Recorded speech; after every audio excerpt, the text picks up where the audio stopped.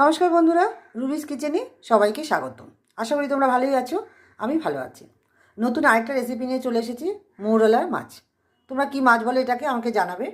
মৌরলা মাছটা আমি প্রথমে ধুয়ে নিয়েছি, ধুয়ে নুন আর হলুদ মাখিয়ে নিয়েছি। আর তার সাথে লাগছে আলুগুলো আমি এভাবে কেটে নিয়েছি। আর পেঁয়াজ কুচি দুটো নিয়ে নিয়েছি, কাঁচা লঙ্কা, ধনেপাতা। কীভাবে করি সাথে থাকো। গরম হয়ে গিয়েছে, আমি মাছগুলো ছেড়ে দেবো।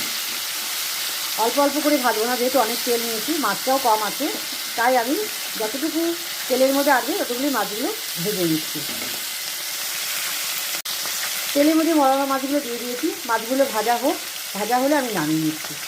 মাছ ভাজা তেলেই আমি জিরে ফোড়ন দিয়ে নিলাম। এরপরে আমি আলুগুলো দিয়ে নেব, আলুগুলো একটু ভেজে নেব।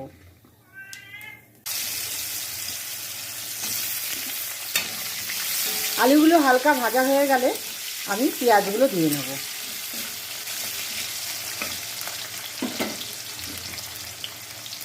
আলুগুলো হালকা ভাজা হয়ে গেছে, এবার আমি পেঁয়াজগুলো দিয়ে নেব আর কাঁচা লঙ্কাগুলো দিয়ে নেব। একটু ভাজা ভাজা হয়ে গেলে পরে আমি টমেটোটাও দিয়ে নেব। তখন তোমাদের পাকা টমেটো আমি দেখাইনি, আমি একটু টমেটো দেব। এরপরে আমি টমেটোগুলো দিয়ে নেব। একটু ছেঁকলে, হাত দিয়ে ছেঁকলে দেবো, দিয়ে একটু মিশিয়ে নিয়ে আমি লবণটা দিয়ে নেব। লবণ দিয়ে নিলাম।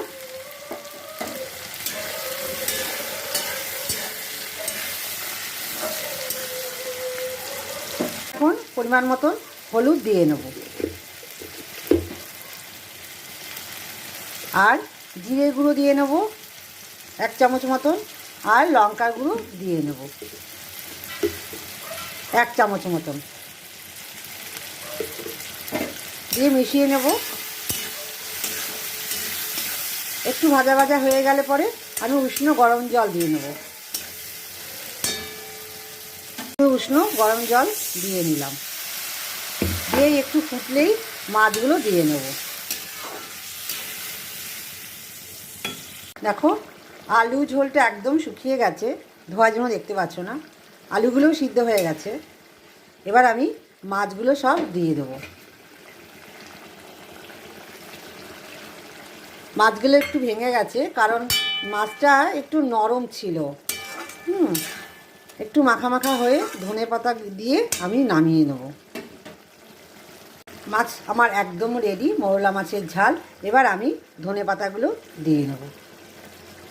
আজটা